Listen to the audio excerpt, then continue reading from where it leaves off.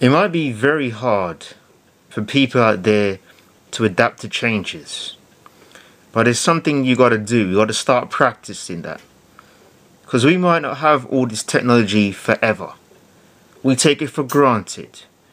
We believe that the internet will be here for eternity. That may be the case, but if it was to go tomorrow, how would you handle it? How would you feel? Would you be able to get over the shock of not being able to go on YouTube and watching your favorite videos or listening to your favorite albums? How would you feel? Would you be able to move forward and adapt to the changes in the world?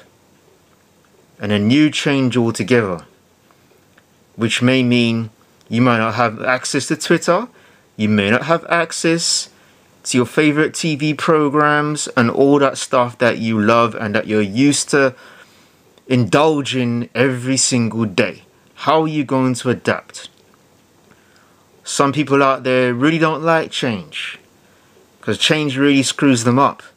But let me tell you this, when I had my technical hitch, my computer, etc., it was a situation where it made me feel like, I'm able to adapt to changes.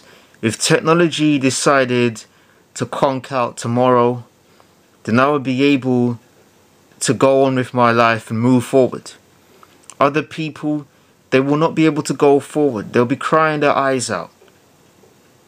They'll be stuck with reality TV in their head. They're wanting more and more reality TV. They're overdosing on that. And mentally they can't move on. So it's very important that you're able to adapt to changes and not let anger take you over. Because I feel that being attached to this technology, it's not really healthy. I'm not saying you can't have your fun with your iPhone and your iPad. Of course, it can come in handy. I'm not saying this. But when you're attached to it so much that you just can't move on, if it becomes obsolete tomorrow, that's not a good sign. It's really not a good sign. So you yourself, you have to make sure that you're able to work on yourself to adapt to any changes that may come in the future.